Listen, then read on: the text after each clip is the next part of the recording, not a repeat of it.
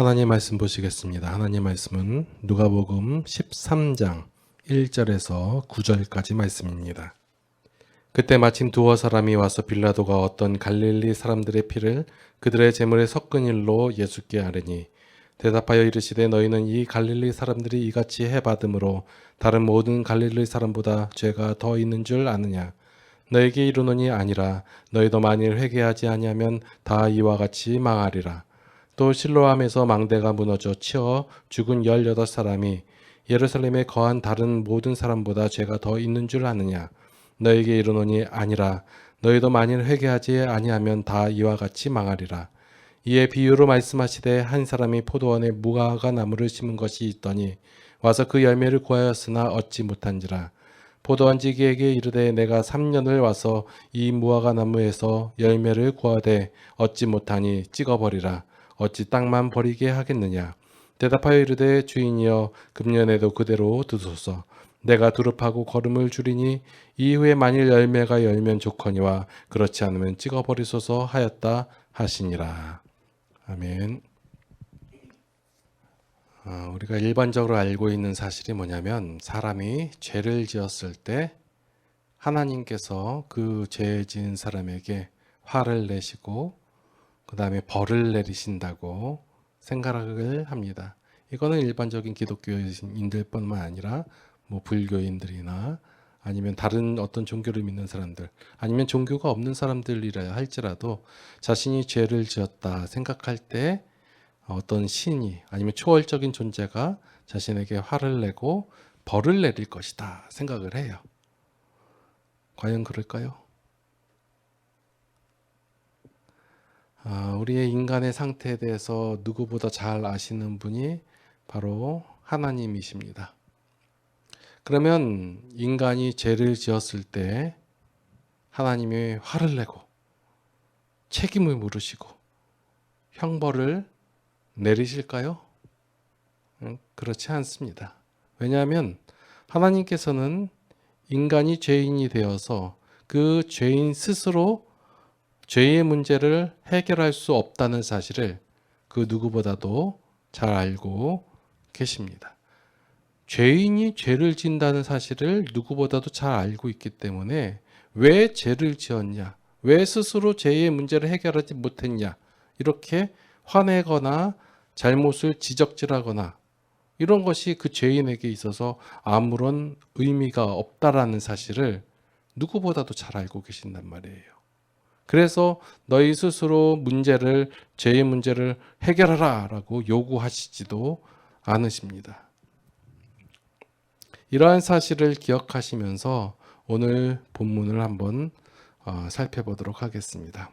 자, 1절 말씀에 그때 마침 두어 사람이 와서 빌라도가 어떤 갈릴리 사람들의 피를 그들의 제물에 섞은 일로 예수께 아뢰니 갈릴리에 사는 사람들이 제물을 가지고 제사를 드릴 때 빌라도가 그들을 죽여서 그들의 제물에 그들의 피가 섞이는 일이 일어났어요. 그래서 사람들은 이러한 사건이 일어났을 때 지금 예수님 앞에 나온 사람들이 안타깝습니다. 이런 일이 있었습니다라고 안타까운 마음으로 와서 아뢰고 있는 것이 아니라 이 갈릴리 사람들의 죄가 얼마나 크면 제사를 드릴 때 이런 일이 일어나겠는가 이거예요. 그리고 자신들은 이러한 일을 당하지 않았으니까 갈릴리 사람들보다 의롭지 않겠는가 이것을 드러내고 있는 거예요. 죄인들의 이게 고질병이라고 할 수 있는데 다른 사람들과 비교해 가지고 자신의 의로움을 한단 말이에요. 나는 저 사람보다 낫지 아니한가. 난 그래도 주일날 교회에 왔다. 교회에 안 온 저 사람보다 내가 더 낫지 않은가. 나는 그래도 1년에 그래도 몇 번씩이라도 믿는다. 교회를 간다. 성경책을 읽는다. 나는 그러니까 저 사람보다는 낫지 아니한가. 갈릴리 지역이 어떤 지역이었냐면 당시 유대인들이 좀 멸시하는 그런 지역이에요. 왜냐하면 이제 북이스라엘과 남유다로 나눠져 있을 때 옛날에 북이스라엘을 아수르가 와서 점령을 했어요. 그 아수르가 점령한 다음에 그 북이스라엘에 살던 사람들을 자신들이 점령한 다른 식민지로 보내가지고 거기서 살게 해가지고 혼합되게, 그러니까 다른 지역에 있는 사람들을 갈릴리로 오게 하고 북이스라엘 지역으로, 그래서 막 섞이게 해가지고 민족의 정통성을 막 흐트러 놨단 말이에요. 그러니까 유대의 입장, 남쪽 유대에 있던 사람들 입장에서 봤을 때 쟤네들은 순수 혈통이 아니라 짭이란 말이에요. 그러니까 가짜다. 그러니까 저 이방인들, 개대지와도 못한 저 이방인들하고는 우리하고는 완전히 다른, 우리는 순수 혈통이고 쟤네들 아니다. 그러니까 저 갈릴리 지역 사람들이 저렇게 그 변을 당하는 것, 그거 당연하지 않는가. 그리고 그들이 그러한 죄를 짓고 그러한 상태이기 때문에, 죄인의 상태이기 때문에 그런 일을 당하는 거다 라고 말하는 거예요. 이에 대한 예수님의 반응이 뭐냐면 2절 말씀이에요. 너희는 이 갈릴리 사람들이 이같이 해받음으로 다른 모든 갈릴리 사람보다 죄가 더 있는 줄 아느냐 하면서 다른 사례를 소개하시는 거예요. 4절 말씀해 보니까 실로암에서 망대가 무너져 치워 죽은 18사람이 예루살렘에 거한 다른 모든 사람보다 죄가 더 있는 줄 아느냐? 이거예요. 자, 실로암이 어디냐면 지금 예루살렘 안에 있거든요. 그 실로암못 아시죠? 저기 그 맹인이 가서 실로암못에 가서 씻으라고 씻고 눈 났던 그 노래도 있고 한데, 갈릴리 사람들의 예를 들어서 얘기한 그 사건을 얘기했는데 예수님께서는 또 다른 사례를 드는 거예요. 예루살렘에, 그러니까 실로암못에서 당한 그 18명. 유대인들은 갈릴리 사람들을 안 좋게 보고 그렇게 안 좋은 사람들이니까 지금 섞인 민족이고 정통이 없으니까 그 사람들이 하나님 안에서 우리와 다른 죄인이다. 죄인이니까 당연히 그런 일이 일어난 것이 당연하다라고 얘기할 때 예수님께서는 예를 드는 거예요. 유대인. 그리고 예루살렘에 그 종교의 중심지에서 안 좋은 일이 일어났단 말이에요. 갈릴리 사람들이 원래 나쁜 사람, 그러니까 유대인들이 보기에 나쁜 사람들이니까 그런 일이 당하는 것이 당연하다, 쌤통이다, 뭐 이렇게 얘기할 수 있어요. 그런데 예수님께서 예수 들은 사건은 예루살렘, 당시의 종교의 중심지에서 일이 일어났단 말이에요. 그럼 예루살렘의 사람들이 당한 것은 무엇이라고 설명할 수 있을까요?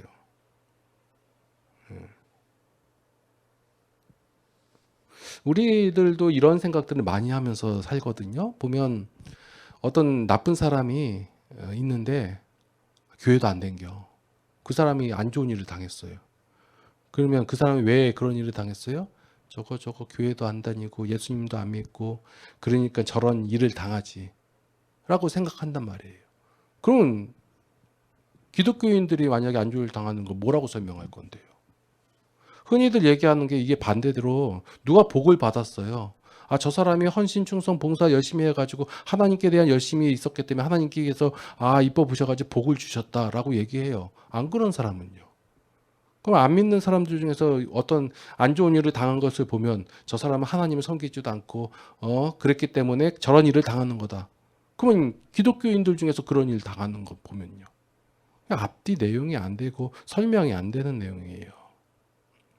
근데 오늘 본문 말씀 보니까 이 두 사건에 대해서 예수님께서는 3절과 5절에서 동일한 말씀으로 말씀하시는데 너희도 만일 회개하지 않으면 이와 같이 망하리라 라고 말씀하시는 거예요. 자, 무엇을 강조하는 말씀이에요? 대부분의 설교자들이 오늘 본문 말씀을 어디에 초점을 보고 말씀을 하시냐면 회개에 초점을 맞추고 말씀을 하세요. 과연 이 말씀이 회개에 대한 말씀일까요? 갈릴리 사람들이 당한 것도 예수님의 말씀은 그들이 다른 사람들보다 더 죄를 많이 지어서 죄가 많기 때문에 당한 것이 아니라고 말씀하시고 예루살렘 사건에서도 실로암 사건에서도 그들이 죄가 더 있어서 그런 것이 아니라고 말씀하셔 놓고 회개하지 않으면 망한다라는 말은 이게 앞뒤가 안 맞는 말이란 말이에요. 그래요. 갈릴리 사람들하고 그 실로암 망대에서 죽은 사람들, 그 사람들은 회개 안 해가지고 그렇게 망했다고 칩시다. 그러면 거기 살아있는 그 사람들은 회개를 했었습니까? 당시에 예수님 주변에 있던 그 사람들이 회개를 했었냐고요. 안 했어요.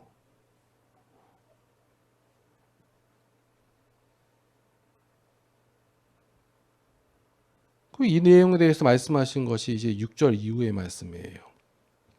앞에 본문을 그러니까 1절부터 6절까지 5절까지 말씀을 회개해야지 벌을 안 받는다라는 경고로서 이해를 하니까 뒤에 오는 저 6절 이후에 비유로 말씀하신 내용도 심판의 경고로 우리가 받아들이게 된다는 말이에요.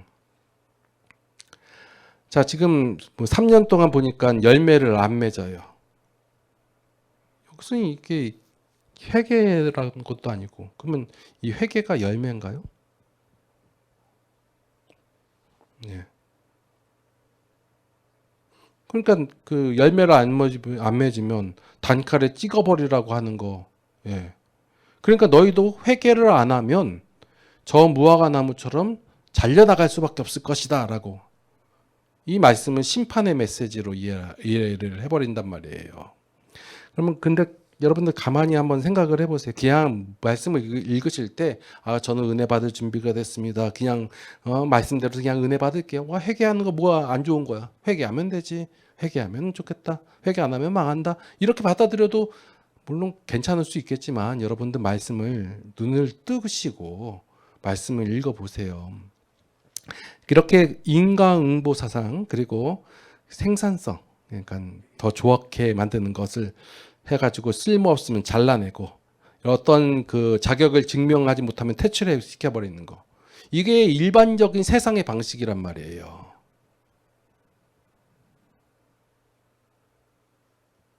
근데 한번 생각을 조금만 바꿔보세요. 자, 회개 안 하면 찍어버린다고 그러는데, 망하게 한다고 하는데, 아니, 우리가 회개하는 것이 하나님께 어떤 그 도움이 되겠나요?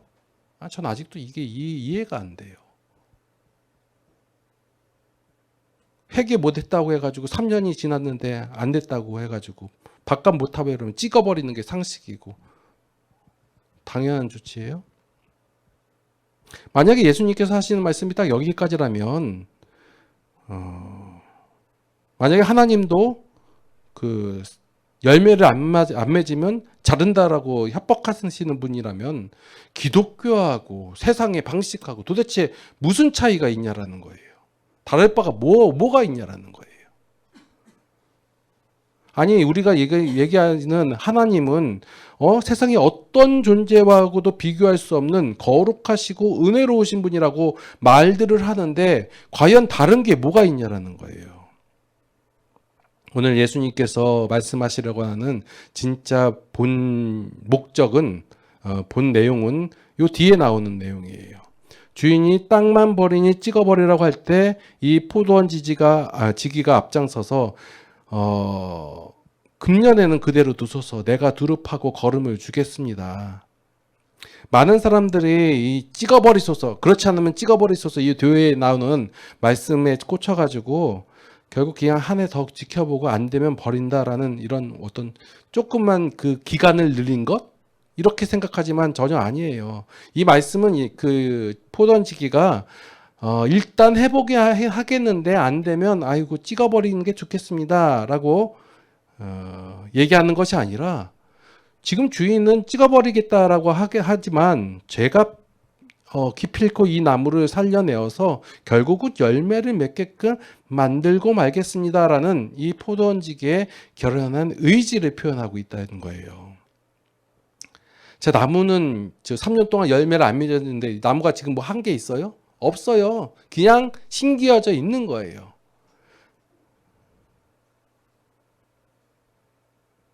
지금 성경은 나무에게 너 살고 싶으면 이 악물고 열매를 내놔라 라고 명령하는 게 아니에요. 나무는 아무것도 한 게 없고 할 수가 없는데 포도원지기가 지금 땀을 흘려서 땅을 파고 영양분을 공급해가지고 나무의 상태를 기어코 그 열매를 맺을 수밖에 없는 그런 상태로 만들어 놓겠다라는 그러한 선포예요.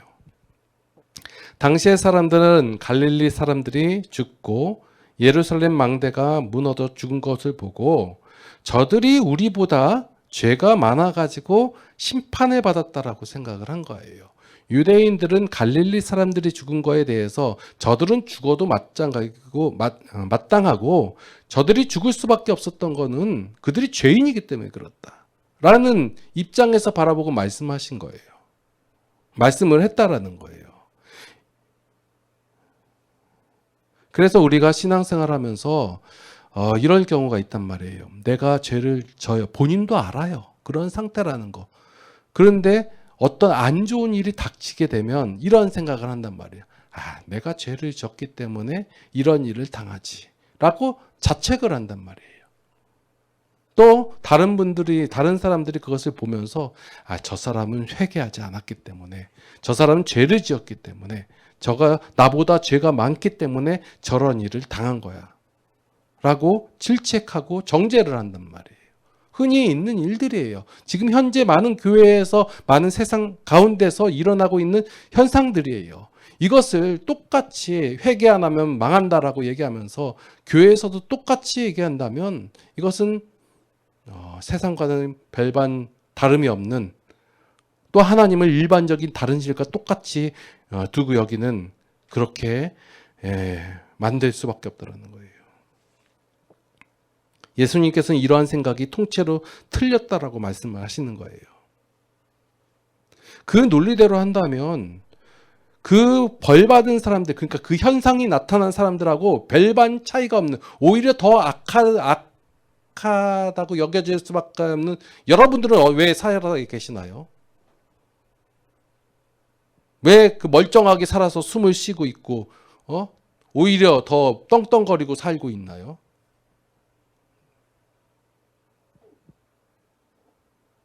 그 안 좋은 일 당한 사람들은, 그러니까 여러분들 삶 속에서 누가 뭔가 망하거나 뭔가 잘 안 되거나 아니면 건강이 안 좋아지거나 어떤 그런 일을 당한 거 보면 그 사람이 죄가 많아서 그런 일을 당한 건가요? 그 사람이 회개하지 않아 가지고 그런 일을 당한 건가요? 그러면 그 말을 하는 여러분들은, 저는 그 사람보다 죄를 덜 졌나요? 그 사람보다 회개를 많이 했다고 그런가요? 만약 건강을 잃으신 분이 있으면 그 사람은 기도 생활을 안 해가지고 회개를 안 해가지고 그 일을 당한 건가요? 우리는 여기 오류에 빠져 있어요. 마치 그런 것처럼 당시의 유대인들과 동일한 잘못을 저지르고 있다는 거예요. 우리가 지금 이렇게 살아가고 있는 이유는 우리가 남들보다 깨끗해서도 아니면 회개를 잘해서도 아니에요. 오히려 쓸모없어가지고 진작에 찍혀서 잘려나가야 할 그러한 우리의 인생이었다는 거예요. 그러나 예수님께서 그 진노를, 솔직히 말해가지고 이 진노는 하나님께서 우리에게 내리시는 것이 아니라 어떠한 죄의 결과, 우리가 죄인이기에 그에 따라 나타나는 결과예요. 그 결과를 예수님께서 온몸으로 막아내셔가지고 금년에는 그대로 두소서, 내가 두릅하고 걸음을 주겠습니다 라고 치열하게 사역하고 계시기 때문에 우리가 지금 살아있는 거예요. 예수님께서 십자가를 지심으로 말미암아 망해야 하는 것이 마땅한 우리를 망하지 않도록 붙들고 계시다라는 거예요. 그래서 오늘 본문의 말씀은 회개해라, 망하지 않으려면 회개해라, 여기에 중점이 있는 것이 아니라 너희를 망해져 갈 수밖에 없는 너희를 내가 반드시 살려내고야 말겠다라는 하나님의 은혜의 선언이다라는 거예요. 우리는 말씀을 읽을 때 자꾸 우리의 기준과 우리의 방식대로 말씀을 읽어가기에 말씀의 내용이 다 우리가 무엇인가 행해야 되고 무엇인가 이뤄야 되고 내가 못 이루면 그 일 당하는 것이 싼 것이고 마땅한 것이고 이렇게 여겨버린단 말이에요. 어디에도 은혜가 안 보여요. 그러나 하나님께서는 우리에게 오늘 은혜의 말씀을 선포하십니다. 너희의 상태가 이렇다예요. 죄에 사로잡혀가지고 죄의 본질을 가지고 죄로밖에 살 수밖에 없는 우리들에게 이제 걸음을 주고 두루 파가지고 결국은 열매를 맺게끔 누가 사역하신다는 거예요? 하나님께서, 예수님께서 사역하시겠다라는 말이에요. 여러분들, 기독교 신앙은 내 힘과 내 노력으로 그 열매를 맺어가지고 내 스스로 그 자격을 증명하는 종교가 아니에요. 내 힘으로 열매를 짜내야 한다는 그 무거운 죄책감과 그 압박감에서 이제는 벗어나시고, 나를 살리기 위해 지금 이 순간에도 내 인생의 땅을 파고 걸음을 주시는 그 하나님, 그 예수님의 그 완벽한 사역을 우리가 온전히 신뢰하고 바라보고 믿을 때 우리가 비로소 참된 자유와 평안을 누릴 수 있다라는 거예요. 그 예수님의 신실하신 손길 안에서 진정한 행복을 누리시는 성도들이 다 되시기를 예수님의 이름으로 축원합니다.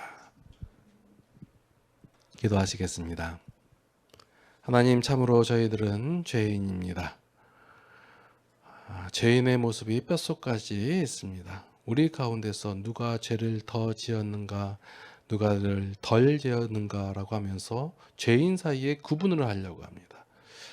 하나님 앞에 동일한 죽을 죄인임에도 불구하고 우리는 우리 스스로를 그래도 괜찮지 않는가, 그래도 조금은 의롭지 아니한가 하면서 구분을 하고 정죄를 하고 비판을 합니다. 하나님, 이러한 저희의 완악함을 용서하여 주시옵소서.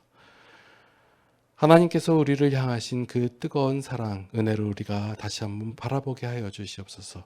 우리를 위하여 오늘도 지금도 사역하고 계시는, 일하고 계시는 그 하나님을 다시 한번 발견하게 하여 주시옵소서. 그로 말미암아 우리가 하나님 안에서 참다운 열매를 맺어갈 수 있도록 인도하여 주시옵소서. 이제는 우리 주 예수 그리스도의 무한하신 은혜와 하나님 아버지의 극진하신 사랑하심과 성령님의 감화감동 교통인도 보호 역사하심이 이제 하나님 안에서 참 행복과 자유를 누리기를 원하는 모든 성도들 머리 위에 이제로부터 영원토록 함께 하시옵기를 간절히 축원하옵나이다. 아멘.